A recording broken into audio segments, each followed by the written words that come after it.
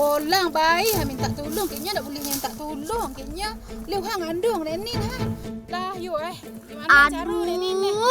Gawat teman, bibiku sedang ngambek nih. Tunggu Bi. Ayo teman, cepat. Tuh, jangan gitu. Jak tadin kunalaiku.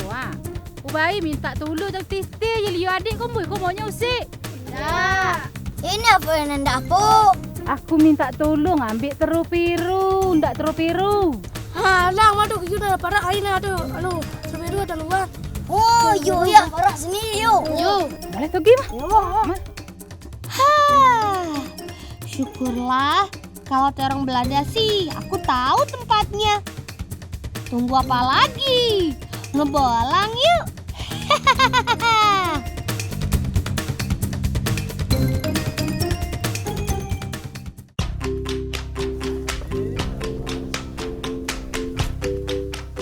Selamat datang di kebun terong Belanda milik pamanku teman. Di sini Bibi pasti betah banget. Terong biru atau terong Belanda ini memang punya manfaat yang baik untuk ibu hamil. Gak cuma itu, kayak vitamin ini juga dibutuhkan untuk pertumbuhan si adik bayi. Ini karena kandungan nutrisi seperti vitamin A, vitamin E, dan asam folat yang penting untuk perkembangan sel darah merah. Ayo, petik yang banyak teman. Nah, sudah dapat banyak nih. Yuk kita bawa ke Bibi. Banyak boleh kau kan? Banyak. Nak apa?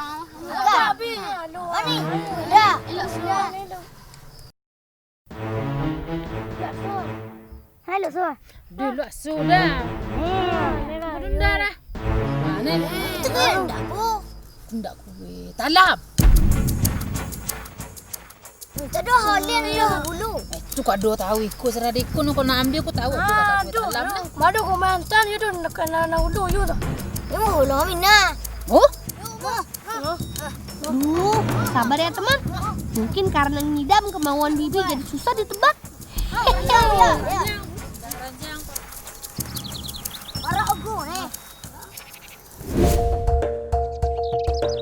Ini dia teman, kampung halamanku. Berada di Kecamatan Kayu Aro, Kabupaten Kerinci, Provinsi Jambi. Kalau soal pemandangan indah, di sini tempatnya. Gunung Kerinci yang menjulang dan hamparan perkebunan teh yang luas selalu berhasil membuat semua orang terpana.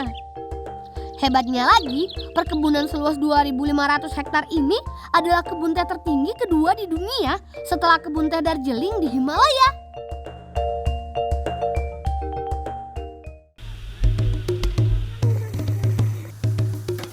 Lang. Apa? Bu tolong tuan betebu. Apa? Yang bu gila lalu tolong tuan betebu. Ayo, semangat! Sama seperti tanaman teh, tebu adalah tanaman yang sudah sejak lama ada di Kayu Aro. Ibu. Dah boleh ya? Yo, ambil udang le yo. Ambil ya? Tahu dia? Elok yo. Yo. Panjang ambil yo. Hampir setiap 2 hari sekali, paman datang untuk memotong tebu. Setelah setahun ditanam, tebu dapat dipanen secara berkala. Cin tebu yang sudah siap panen, skala panjangnya sudah lebih dari 2,5 meter. Seperti yang aku potong ini. Lah banyak nih, Lang. Mau. Aduh, awas lah, bunda yo. Yo.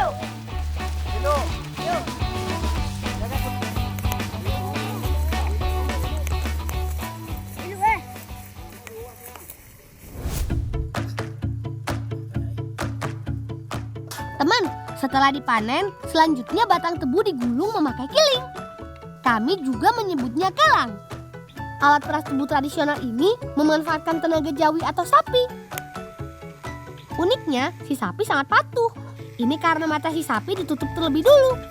Tujuannya supaya sapi tetap fokus dan tidak terganggu dengan aktivitas orang di sekitarnya. Kiling terdiri dari 4 bagian, yaitu kayu pengait dan batang penghubung. Selanjutnya bagian yang ketiga adalah besi penggulung yang terdiri dari 2 besi besar. Besi ini sengaja dipasang berhimpit untuk menjepit debu. Tuh, lihat. Alat ini mudah sekali membuat batang tebu hancur. Hasil dari proses ini akan dibawa ke bak penampung nira. Di sini, nira menjadi bahan utama untuk membuat gula merah. Lah benar itu. Nah, Lah bau ngain. yuk. Kanca atau kawah adalah istilah kami untuk menyebut panci besar tempat merebus air nira. Panci berukuran 1,5 kali 2 meter persegi ini bisa menampung hingga 50 kg gula. Prosesnya cukup sederhana. Di sini air nira dipanaskan dalam waktu kurang lebih 4 jam. Lama waktu biasanya tergantung dari besar kecilnya api. Oh iya, sambil menunggu matang, air nira harus diaduk supaya tidak berbuih dan tumpah. Proses ini selesai ketika air nira yang encer berubah menjadi kental dan berwarna coklat.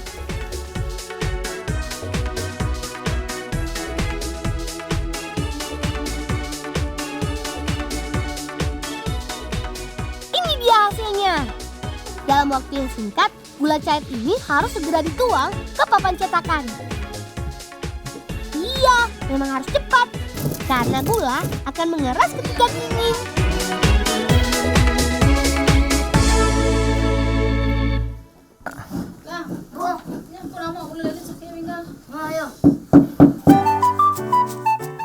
Ya Bi, sini aku gantiin. Di kampungku, gula hampir menjadi salah satu kebutuhan pokok. Ini karena hampir semua kue atau makanan tradisional menggunakan gula merah sebagai bahannya. Nah, kalau yang ini gula yang sudah jadi. Bagus kan teman? Bentuknya unik dan rapi. Mantap! Hebatnya, proses tradisional ternyata justru menghasilkan gula dengan kualitas baik. Buktinya, gula asal desaku ini dijual tidak hanya di Kabupaten Kerinci, tapi sampai ke Provinsi Sumatera Barat dan kota sekitarnya. Gimana, Bi?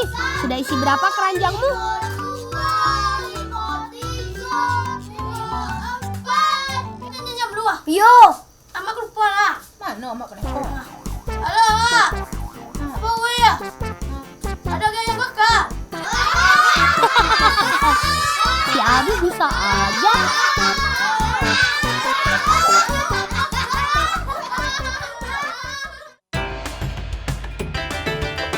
Nah, tadi kan Bibi mau kue talam. Yuk, kita buat saja. Salah satu kue tradisional khas Kerinci yang berbahan gula merah adalah kue talam ubi. Kue talam ubi terdiri dari 2 warna, yaitu kuning dan putih. Kuning terbuat dari gula merah, tepung, dan ubi yang sudah dihaluskan. Sedangkan untuk warna putih dibuat dari santan kelapa dan tepung. Nah, aku dan Abi sedang membantu Bibi menyiapkan adonan kuning berbahan ubi. Sebelumnya, ubi sudah kami bersihkan dan dikukus. Baru setelah itu ditumbuk sampai lembut seperti ini. Jangan lupa juga untuk menyiapkan cetakan. Bentuknya seperti ini. Dibuat dari daun pisang dan dibentuk mirip mangkok kecil. Imut banget kan?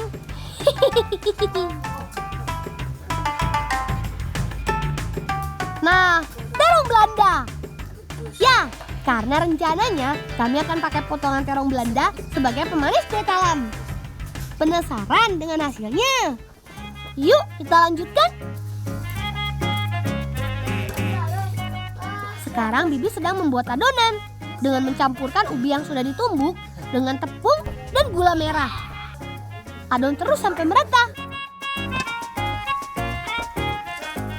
Nah, kalau nenek mau buat adonan warna putih, bahannya santan dan tepung, dicampur lalu direbus sampai kental. Teman, aku beruntung bisa belajar membuat kue talam hari ini, karena kue ini jarang kami temui. Kue talam biasa muncul dalam acara tradisional seperti syukuran rumah baru, pesta pernikahan, dan sajian untuk tamu kehormatan.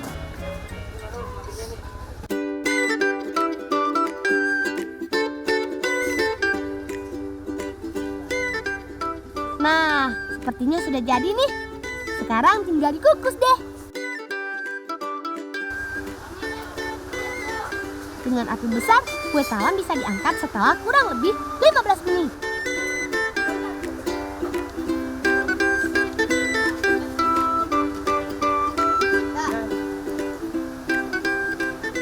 Terakhir, tinggal tambahkan potongan buah terong Belanda sebagai pemanisnya.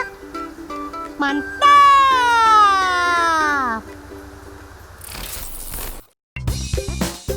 Ini dia kue talam ubi ala kami, si Bolang Kerinci.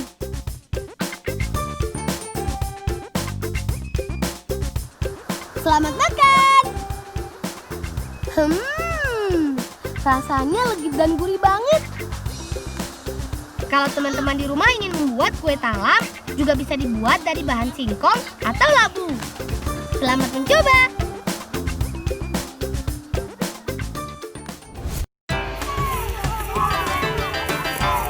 Andra, Asli, Irwan, ayo bergegas. Kak Iin sudah menunggu. Kelapa yang sudah tua ini akan kami olah jadi makanan tradisional khas desaku. Namanya kue doko-doko. Bolanya.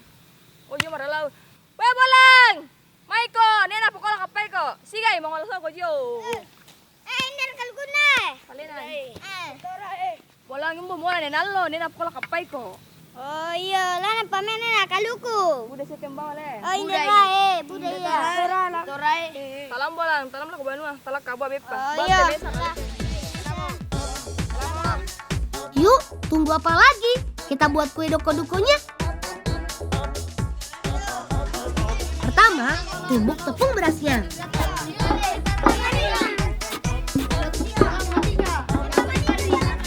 Lalu saring sampai halus.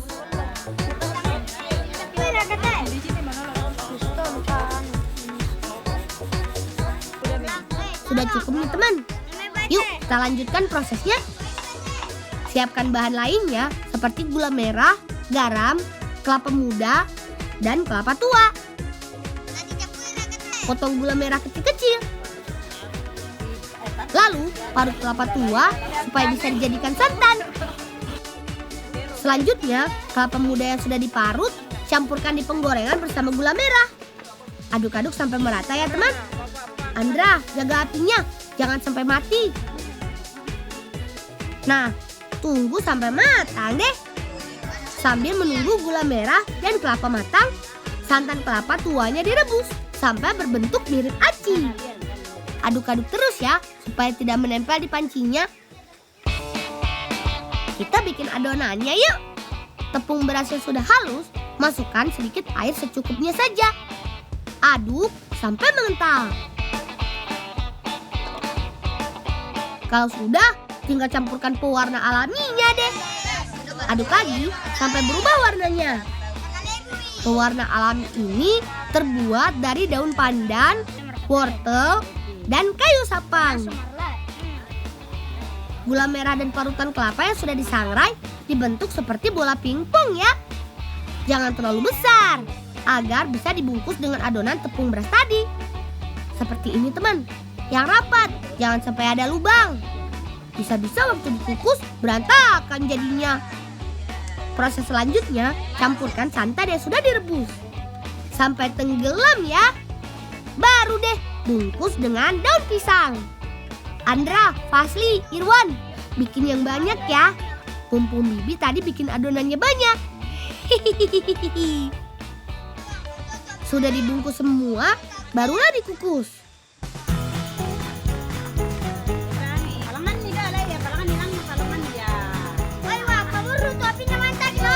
Kata Bibi sih, tunggu sampai 20 menit saja. Jaga apinya ya. Tambahkan kayu bakarnya. Yeay! Sudah matang. Ayo angkat. Tapi hati-hati panas. Oh, mulai al. Oh. Nyama-nyamanya.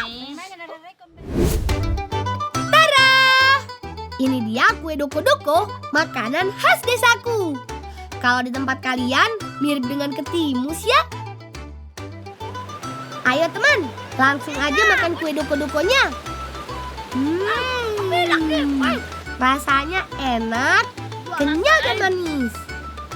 Saat gigitan pertama, lidah dan adonan berasa bergoyang di mulutku. Hehehe.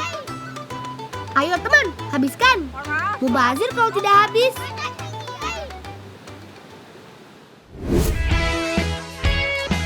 Fasli, Andra, Irwan, perhatikan di sekitar ya. Cari daun yang namanya roro galang. Ciri-ciri daun roro galang itu jenis tanaman merambat teman. Seperti benalu. Kalau benalu tahu kan? Bentuk daun roro galang ini seperti hati, tapi tidak terlalu besar. Nah, ini dia daun roro galangnya. Mirip kan sama benalu? Sebenarnya daun ini untuk menggantikan asam jawa teman. Rasanya mirip kok. Asam-asam gimana gitu? Hehehe. Ayo teman, ambil secukupnya aja. Walaupun daun ini jarang dimanfaatkan untuk olahan masak. Fasli, Irwan, masukkan ke dalam bakarnya Andra ya. Tanaman ini tumbuh liar dan jarang teman. Jadi sangat susah mencari tanaman roro galang ini. Harus teliti saat mencarinya. Udah banyak nih daun roro galangnya. Ayo kita pulang aja. Teman, kami akan mengolah daun roro galang ini. Mudah didapat kok bahan-bahannya. Seperti garam, cabai rawit, ayam kampung, bawang merah, bawang putih, kelapa, dan wortel. Bagi tugas ya teman, agar tidak merepotkan kakak dan bibi. Untuk membuat bumbunya, bawang merah dan bawang putih potong kecil-kecil. Hati-hati ya saat menggunakan pisau, jangan sambil bercanda. Nah, untuk bumbu lainnya, seperti cabai rawit, ulek sampai halus. Untuk cabai menyesuaikan ya teman. Kalau tidak suka pedas, jangan banyak-banyak. Kalau sudah halus, barulah masukkan bawang merah dan bawang putihnya. Dan ulek sampai halus juga. Untuk menambah vitamin, kami menggunakan wortel teman. Wortel semua tahu kan khasiatnya? Yap, untuk mata agar lebih sehat. Potong kecil-kecil wortelnya ya, sesuai selera. Agar makanan rasanya menjadi gurih, tambahkan kelapa ya teman. Nah, ini dia teman. Daun roro galangnya disobek-sobek menjadi ukuran kecil ya. Ingat, tangan harus bersih. Jangan sampai ada bakteri yang menempel di tangan ya. Selanjutnya, potong kecil-kecil ayamnya ya teman. Ini bertujuan agar daging ayam bisa masuk di dalam bambu. Pisahkan daging dengan tulangnya. Jangan lupa. Bumbu-bumbu sudah siap semua nih. Oh iya, lupa. Kita bikin apinya terlebih dahulu ya teman. Sambil menunggu kayu bakarnya, yuk kita siapkan adonannya. Bumbu yang tadi sudah dihaluskan, campurkan ke dalam daging ayam. Jangan lupa masukkan wortel dan daun roro galangnya. Aduk sampai merata agar bumbu-bumbunya meresap.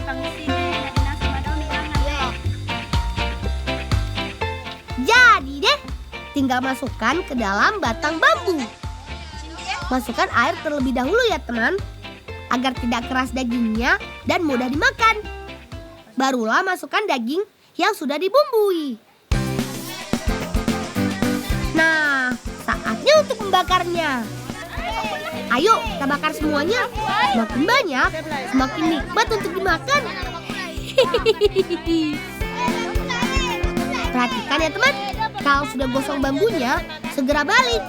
Kalau tidak, bisa-bisa pecah. Bau daging ayamnya sudah berasa sampai ke hidung. Bentar lagi matang nih teman. Gimana? Mudah kan cara membuatnya? Kalau teman-teman di rumah ingin membuatnya dan tidak ada bambunya, bisa juga pakai panci kok. Kalau kami di sini sih sudah biasa memakai bambu seperti ini. Lebih alami dan rasanya lebih enak. Yang sudah matang, segera diangkat ya. Wih, ini dia roro galangnya sudah jadi. Mumpung masih panas, ayo kita makan. Mau tahu rasanya seperti apa? Lihat aja teman-temanku saat makan. Nasi masih di mulut, sudah ngambil lagi. Habisnya enak sih. Daging ayam, nasi, dan bumbu-bumbunya sangat pas. Makan bersama seperti ini sangat nikmat. Apalagi habis seharian bertualang.